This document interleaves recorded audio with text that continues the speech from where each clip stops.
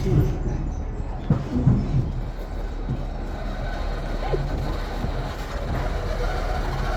major freight revenue in this yard was ended in the 1980s, it was certainly not the end for this yard here.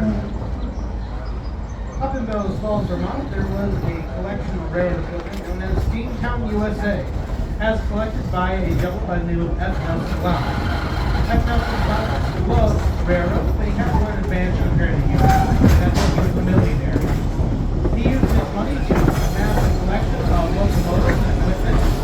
He rarely shared his love with the railroad public. Unfortunately, we lose Mr. Blount in a tragic plane accident. His family did not want his collection anymore. His friends still looked for someplace new to move the collection, looking to places such as and Scranton was on the list of the places they were looking. They decided to move here since Conrail had been here recently. Things were in still somewhat of good condition. They moved here in 1984 and would operate for 2 years until they ran out of money. Once again, however, the yard was not wait over so long. The local Congress collection it was too good to go to waste. And as such, petitions were to become a mark for National Park Service. In that same year of 1986, this was passed by Congress and designated as Steamtown National Historic Site. We spent the next 10 years cleaning up the yard, redoing the track, getting equipment ready, and rebuilding parts of the roundhouse to house our museum.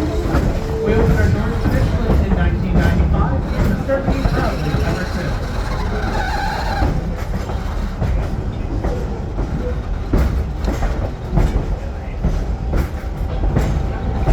Like many national parks and the national park system, we rely heavily on volunteers.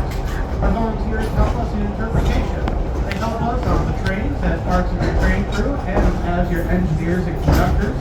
They help us in our shops to keep things going, and they even help us in our museum to help transcribe documents. So if you happen to see a volunteer during your visit today, please thank them for all the help that they give us here at Steamtown National Historic Site and to the National Park Service. I would also encourage you that when you go home to find your closest national park and see how you too can support one of